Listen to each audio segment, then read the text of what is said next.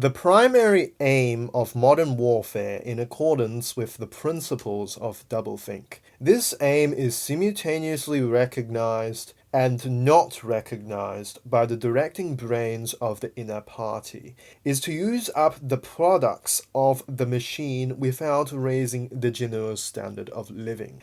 Ever since the end of the 19th century, the problem of what to do with the surplus of consumption goods has been latent in industrial society. At present, when few human beings even have enough to eat, this problem is obviously not urgent, and it might not have become so, even if no artificial process of destruction has been at work. The world today is a bare, hungry, dilapidated place, compared with the world that existed between 1914 and still more so if compared with the imaginary future to which the people of that period look forward. In the early 20th century, the vision of a future society unbelievably rich, leisured, orderly, and efficient, a glittering antiseptic world of glass and steel and snow-white concrete, was part of the consciousness of nearly every literate person. Science and technology were developing at a prodigious speed, and it seemed natural to assume that they would go on developing. This failed to happen, partly because of the impoverishment caused by a long series of wars and revolutions, partly because scientific and technical progress depended on the empirical habit of thought, which could not survive in a strictly regimented society. As a whole, the world is more primitive today than it was 50 years ago. Certain backward areas have advanced, and various devices, always in some way connected with warfare and police espionage, have been developed, but experiment and invention have largely stopped, and the ravages of the atomic war of the 1950s have never been fully repaired. Nevertheless, the dangers inherent in the machine are still there. From the moment when the machine first made its appearance, it was clear to all thinking people that the need for human drudgery, and therefore to a great extent,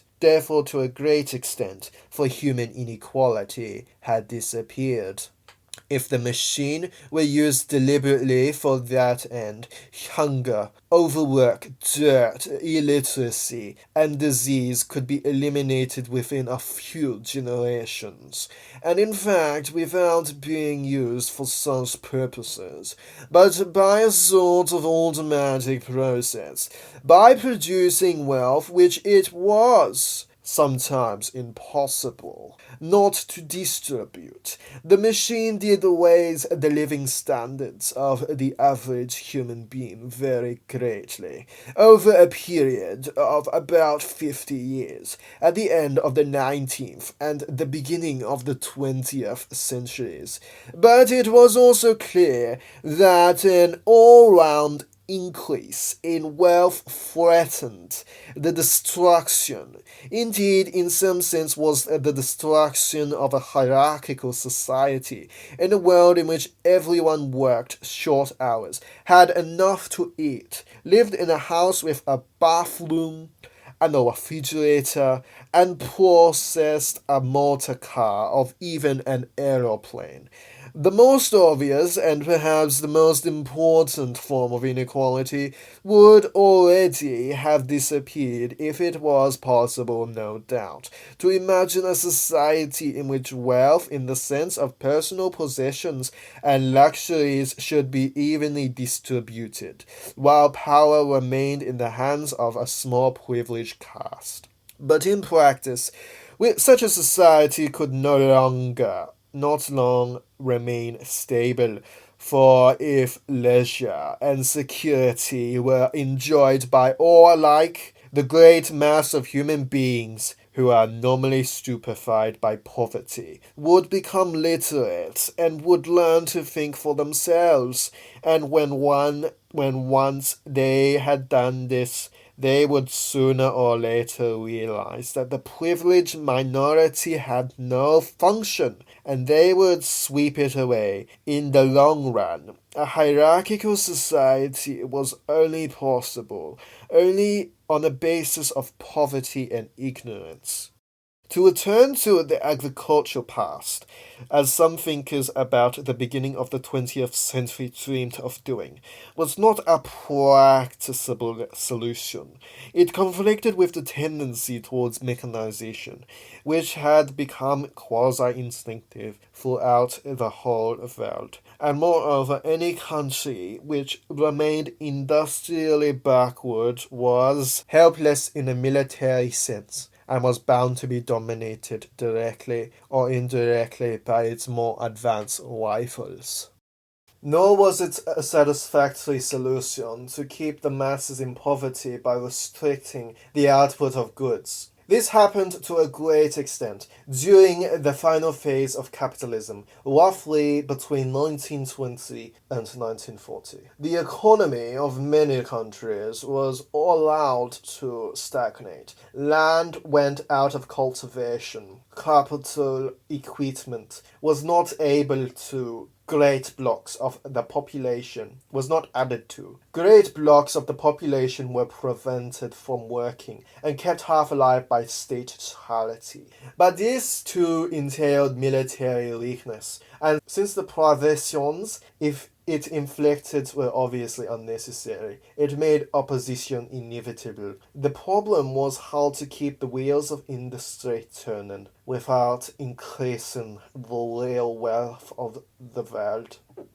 Goods must be produced, but they must not be distributed, and in practice, the only way of achieving this was by continuous warfare. The essential act of war is destruction, not necessarily of human lives, but of the products of human labor. War is a way of shattering to pieces, or pouring into the stratosphere, or sinking in the depths of the sea, materials which might otherwise be used to make the masses too comfortable, and hence in the long run too intelligent. Even when weapons of war are not actually destroyed, the manufacture is still a convenient way of expending labor power without producing anything that can be consumed.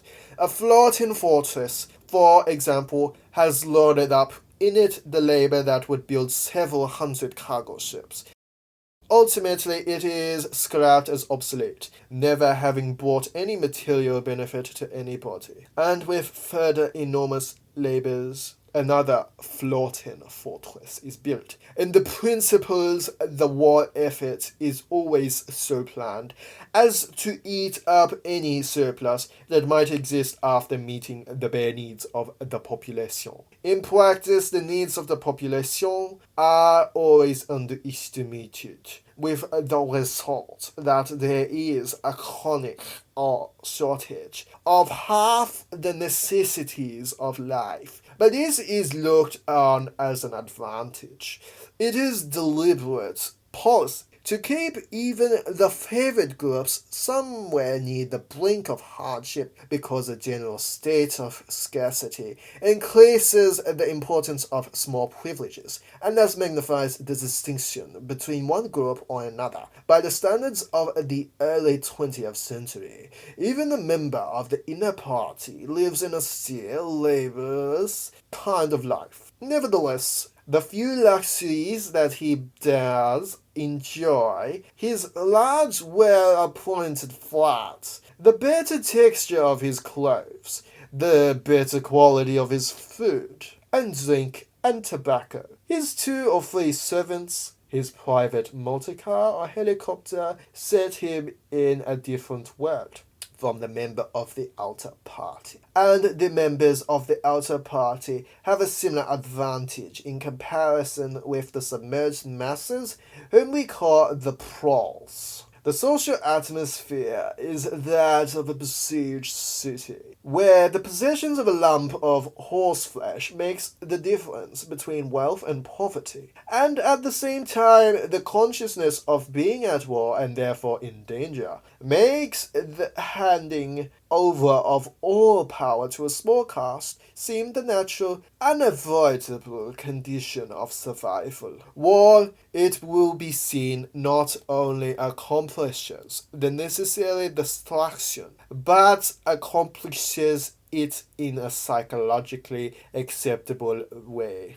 In principle, it would be quite simple to waste the surplus labor of the world by building temples and pyramids, by digging holes and filling them up again, or even by producing vast quantities of goods and then setting fire to them. But this would provide only the economic and not the emotional basis for a hierarchical society. What is concerned here is not the morale of the masses, whose attitude is unimportant so long as they are kept steadily at work, but the morale of the party itself. Even the humblest party member is expected to be competent, industrious, and even intelligent within narrow limits. But it is also necessary that he should be a credulous and ignorant fanatic, whose prevailing moods are fear, hatred, adulation, and orgiastic triumph. In other words, it is necessary that he should have the mentality appropriate to a state of war.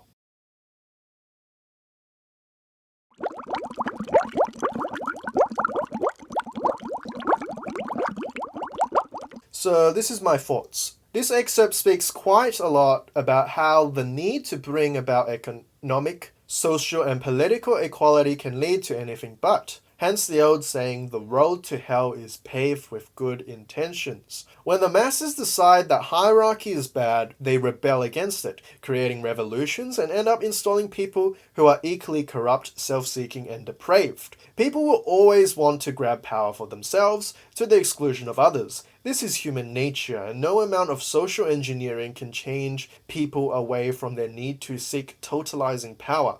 The history of the world becomes little more than the rise and fall of great empires, great men who are conflated with great deeds, while the masses who serve under them barely get mentioned in the history books. Revisionism is rampant in the history department, and propagandists like to accentuate one group's history over the other, for the victors write history and everything about the losers become forgotten. Before we know it, our recollection of the events decay and alter until everything that we thought of as being true is rocked to the core when tragedy or travesty hits. Constantly, the past is a reconstruction, and it is viewed with the lens of today's problems, which is anachronistic. But perhaps this is more of a testament to our flawed design. War seems to color our species as violent, savage, and an arbiter of cruelty. We use war to expand territories, gain resources, spread ideologies, advance technologies of destruction, and psychologically harm the opposing side. War becomes as natural to humanity as bipedal walking or using our opposable thumbs. Mankind is damned to war, where brother fights brother in borders, houses divided, and lives are sacrificed. This has reached the point where our weapons have developed beyond our love of others and our rationality. Weapons of mass destruction in atomic proportions that can destroy our cherished Earth many times over exist. Therefore, this excerpt provides an interesting look and commentary into class warfare and warfare in general, and how history can be easily shaped to serve these agendas. These can easily shape the masses, prime them to accept certain views that run against man's conscience, and reduce them to dust to appease primal urges. So mankind is forever faced with this dilemma: remain ignorant by the collective, accept authority, and to be easily conditioned to warfare, or stick to one's conscience morality, and remain critical, aspired for the truth, read all the of the past, and love thy fellow neighbor. Only through this can we say never again to warfare of any kind. Thanks for watching. Bye bye.